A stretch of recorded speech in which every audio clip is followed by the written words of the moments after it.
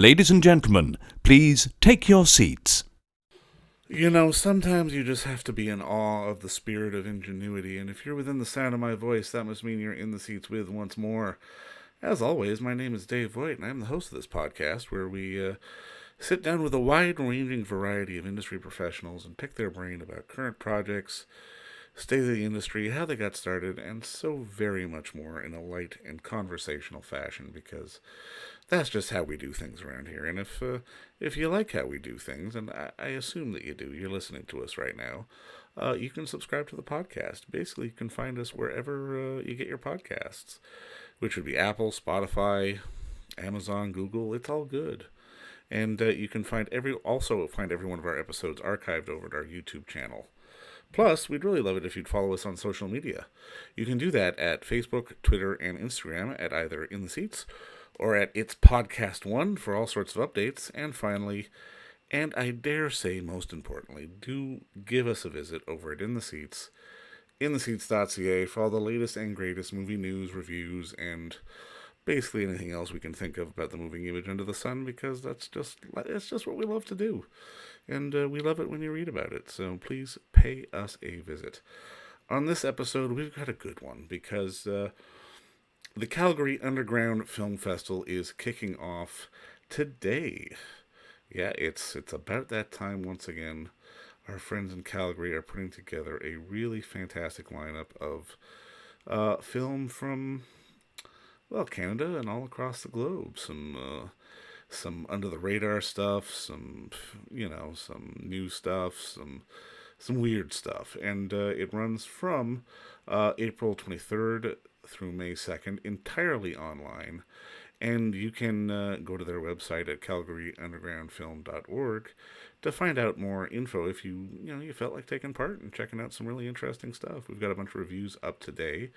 But what we are talking about specifically is, I think, the one that stood out the most for me in this lineup. It's called Alien on Stage, and it's about an amateur group of UK bus drivers who spend a year creating a stage adaptation of Ridley Scott's Alien.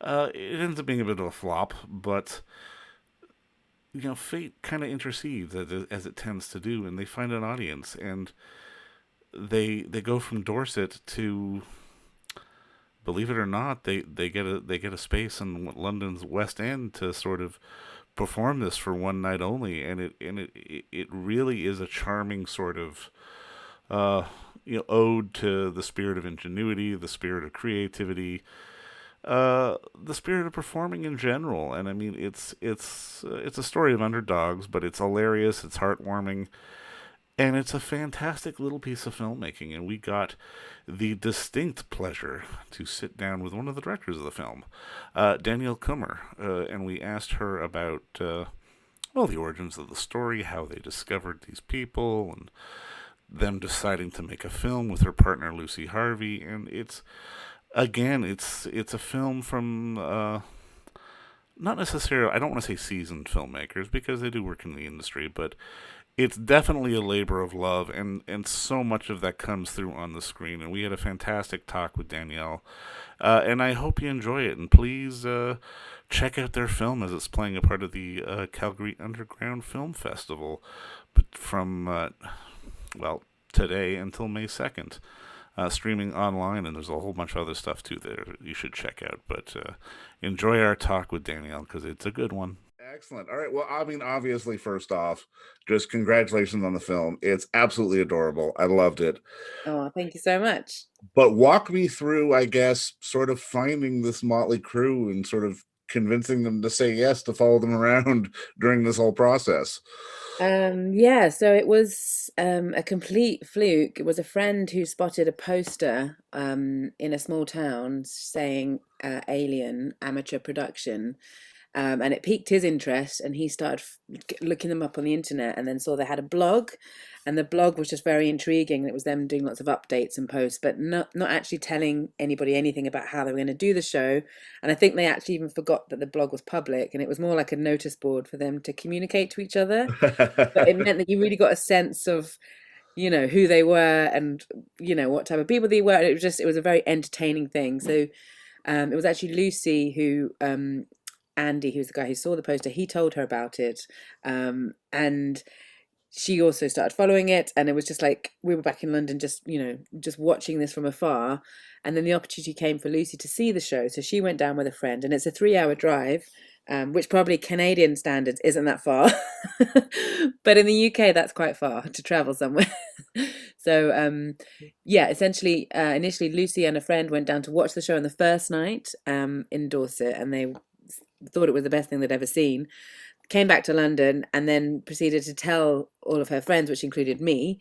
So then they were doing another show the following weekend, and we rented a minibus, so that we took 10 friends from London to go down to see the show.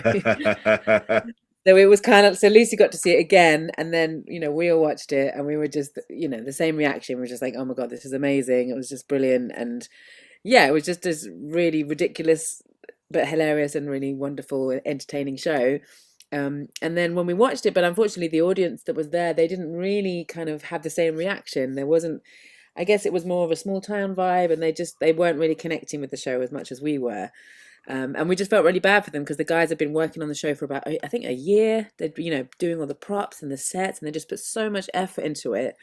And it was just, I think, yeah, I just felt a bit sad that they hadn't got this reaction that we thought they deserved. So after that, I think there was the idea. I think Lucy was just like, oh, how great would it be if they came to London? Because we thought, in London, there are more people who were going to really, there's a bit more kind of culture. So there's people who are going to get on board, and probably a lot more Alien fans that are going to be like, this is amazing. So the idea was pitched to them to bring the show to London. But initially, it was only supposed to be like in a small community centre, like a really small, not a big affair. And then it just happened to be that the venue that became available was this beautiful big West End theatre. And then at that point, it kind of got to the point where it was like, wow, this is quite a big thing. And I was a filmmaker, but I was making more shorts and promos. I was working as an editor and a filmmaker. So I just said, to Lucy, I think we should film this. We should really make a documentary about this. And so, yeah, that's the point that we just decided, okay, let's do it. And there was a lot of inspiration from then, because we didn't have any money. I didn't even have a camera at that stage, but we just thought, screw it, let's just do it as they had done, without experience, without all the things you need. And so we just went ahead and started making this film. And were they on board the second you two decided to sort of film this entire process? Yeah, I don't think they really realized what it could become. And of course, we didn't realize that it was going to, go to South by Southwest, or, you never realize, you Right. make a film, you don't know who's going to see, you don't know how far it's going to go. And they kind of just thought, we were, I think also because we were a team of two, and it's quite, we weren't that imposing. We didn't have a massive crew of people. It was just Lucy and myself, and we'd become friends with them by this point. We'd watched the show, we'd got on side, we'd we were really enthusiastic about how great they were, and we told, we were big fans of theirs already, and we developed a relationship, and they were just really, they're just very sweet, friendly, fun people. So it wasn't like we were just complete strangers appearing with a camera. Like, we'd already kind of got a bit of rapport with them, which I think is hugely helpful when making a film. Well, you made a 3-hour drive, which is no slouch, no matter where you live. So that's definitely a big sign of commitment, at least in my book. Yeah, no, yeah, it was, yeah, and it was definitely worth it. But it was a close call, because I think Lucy was on the sofa with her friend, thinking like, shall we go? Shall we not? I think they'd been out the night before. They were a bit hungover. It was like one of those decisions you make, and you just have no idea at the knock-on effect that it's going to have on your life. Yeah. But, No, yeah. I mean, when you're sort of in the moment shooting it, like, was there a particular like point in the process where you knew you had a movie? Because I mean, I've got to imagine, especially while you're running around shooting everybody and trying to sort of get good stuff for a documentary, like on one end you're like, okay, I'm only going to be able to find this in editing, but on the other side, it's like, I can imagine there may have been moments where you captured a little bit of magic, and I'm kind of curious from your perspective, were there any sort of those magic moments while shooting, and you kind of knew, okay, I think we've got a film here? I think for me, in particular, when we went to visit Pete, and just seeing how, his house is like a very suburban kind of, regular house, and he's there with his wife, and they're having a cup of tea, and they're watching the snooker, and they're just, they've got this amazing mural on the wall of like this forest wallpaper, and it was just these beautiful kind of British idiosyncrasies there. And then, it would just look like a regular house, but then upstairs in his in his spare bedroom, there's this whole creature workshop where he's creating these incredible alien creatures. And it's like, I think the juxtaposition of these two worlds coming together was really highlighted in that moment for me. And I do remember filming in the upstairs room and just, just thinking it was just a beautiful combination of things. And I think that's, a lot of people we show the film to, they really love Pete, and he's just such a great character. And he's just, he's so enthusiastic the whole way through, and he is just like a little boy, experimenting with these creations. And that was really beautiful to film. Were you guys as nervous as they were on show night? I was actually. I felt physically ill. I think because I've done theatre, I've done community theatre, and I did a lot of drama at school and stuff, and I felt I had butterflies for them on their behalf. And I do remember like thinking like, oh my goodness, they've got to go out, and there's 400 people watching them, and we didn't know if they had remembered their lines. We didn't know if it was because the last we'd seen they were still quite struggling with it, so it could have gone either way. But it was definitely a nerves by proxy for sure. Well, I mean, that's the thing that really added tension to the whole thing, because I mean, they could have easily gotten 50 people, but then it's like, oh wait, the place is basically full. Yeah, no, for sure. And yeah, that was I think just getting friends and networks and promoting in London. And as I said, there's more, there's so many people in London as well. It's much easier to draw an audience for sure. that kind of niche cult thing than it is in a small kind of seaside town. What But was yeah, how did how was the general reaction afterwards? I mean, it must have been not just happiness, but this collective sigh of relief. I think so. Yeah, there was elation and joy. I mean, you see it on Dave's face at the end. He's just so happy. And I think, yeah, it was a big party afterwards, where everybody got dressed up. We didn't capture it too much, but they had a James Bond theme outfit. They were all in like black tie and beautiful dresses and stuff. And they were just completely relieved and happy, and just, I think it's what we, it's the reaction that show deserved. It's like, actually to get a standing ovation and to have people really appreciate them was everything that I think, Lucy wanted when she suggested they come to London. It was that and more. And I mean, something the film really does highlight well is just sort of the creative spirit, because I mean, like you said at the beginning, like this is such a fun idea, but it was so the wrong audience. And I'm kind of curious, like, as you guys were filming them, what do you think they learned through this entire process of seeing their show flop on one end but be a hit on the other? Yeah, I guess it is, finding your audience and finding the right people to showcase your work. I think because they'd always done pantomime, and there's always, it's like a family friendly show where you do like a kind of, like Robin Hood or Cinderella or whatever. So that's their regular audience, and I think they didn't have to try hard to find people that would appreciate that. Whereas coming, with a show like this, perhaps maybe they'd done more marketing, or if they'd tapped into, there probably were people, because they do have there is a comic convention in Dorset actually, so they'd maybe tapped into that audience. But it was also like they were maybe not as aware as how niche their show was going to be, Right. and how actually for that sort of thing maybe you do have to do a little bit more searching to find the right people to show it to. So they're just trying to pitch it to the same audience, which maybe was a bit lost on those guys. Now, how has this entire process been for you? Because I mean, like you said, like you're making a film, but like you don't know it's going to go anywhere. But it's been going to a few places. How has sort of the run been for you? God, it's been quite incredible. Like I think, yeah, I mean, we had the main aim was just to finish it, because we did actually film it. It was about 7 years ago now. So it was a big gap between when we filmed it and when we started editing, and for a number of reasons. But I think, there's, financial problems when being an independent filmmaker, Of course, having never done a project this size before, and kind of trying to get your head around how to figure it out, and also, confidence in yourself and that you can do it, and all these obstacles that you try and overcome. So when we got to that point, so we started doing the Kickstarter, I think it was 2019. So sort of from then on, it's been this incredible ride of like getting in touch with, having a Kickstarter audience who've been really supportive and connecting with people. And then sort of, I think, yeah, we've been so lucky that things just seem to kind of have fallen in place a lot. And it is the type of film that we'd say it to people, you pitch the one-liner, Dorset bus drivers doing a show of Alien, take it to the West End in London. And generally people's reactions is like, oh my God, this sounds amazing. And there's just, yeah, so it's been incredible. Like we've got such wonderful responses from people. And especially I think in this time right now where we've been, a lot of people are in lockdown. For We've had a sure. really intense, crazy year for so many people. It's very, it's a really joyful and uplifting and inspiring film. And I think right now that's kind of what people need to see. And it's a real tonic for connecting, seeing people have experience connections and be in a theatre and experience a community as well. It's been really wonderful to showcase that to people. And yeah, just to bring a bit of joy to people's lives as well has been a great experience for us. And yeah, it's completely, we would never have imagined this at all, but we're just so grateful and yeah, enjoying the ride. It's been fantastic.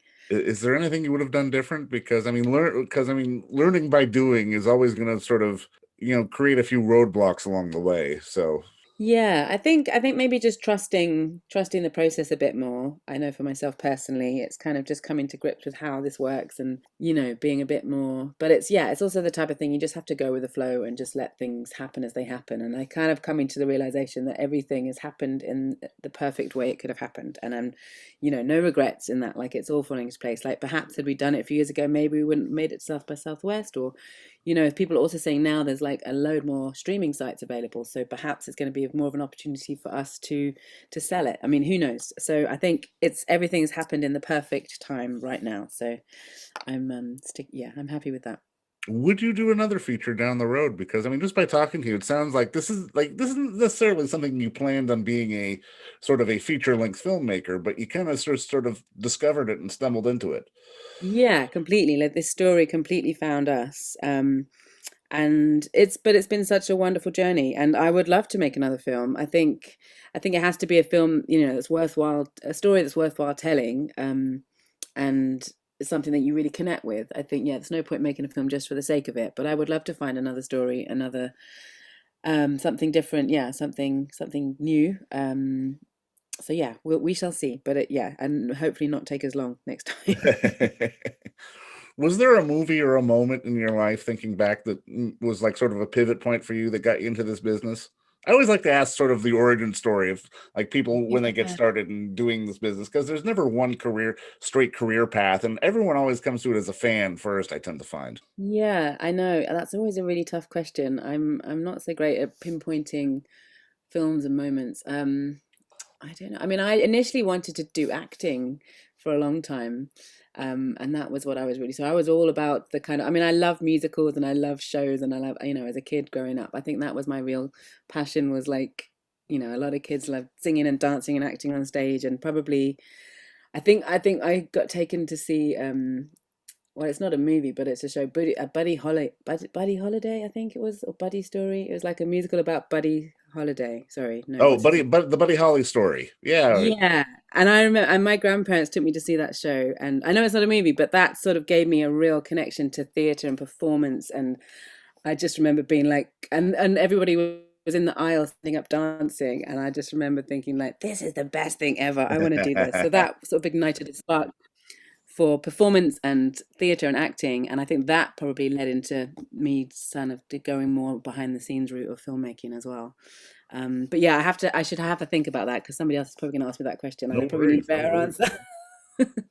But I mean, I think what I really love most about this film is that just it really does champion the creative spirit, and not just on the bus drivers in Dorset end, but sort of on the higher end too, because like this isn't the only stage mounting of Alien that has happened, and people like Ridley Scott and Sigourney Weaver have been very sort of supportive of all this, and it really does speak to sort of the universal, spirit of creativity and storytelling that we all share so very much. And like you said, especially during this time right now, the way the world is, it's a lovely thing to see, and I think it's an important thing to see. Yeah, absolutely. I think yeah, humans thrive off creativity and off shared experience, and yeah, when you don't have it for a while, you really realize how much you miss it and how much it's an important part of all of our lives, and also that it doesn't have to be.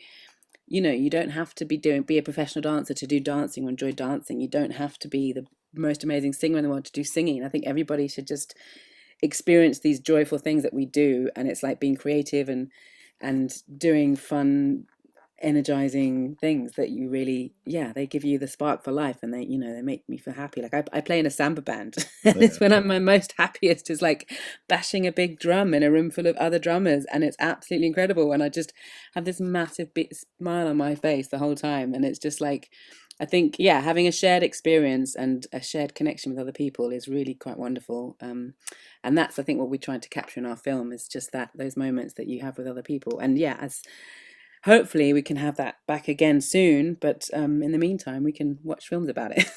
Well, thank you for this joyful experience, because I think you've done all that and then some. And just thank you again for the time today, and thank you for the film. Congratulations! Like I said, it's a delight. I loved it. It made me feel good, which is an important thing right now. Well, thank you so much. Yeah, it's been lovely to talk to you, and hope you Likewise. enjoy. And don't forget to visit our friends over at Bay Street Video for all your DVD, Blu-ray rental, or purchasing needs this summer, as they are still open for curbside and some mailing delivery as well.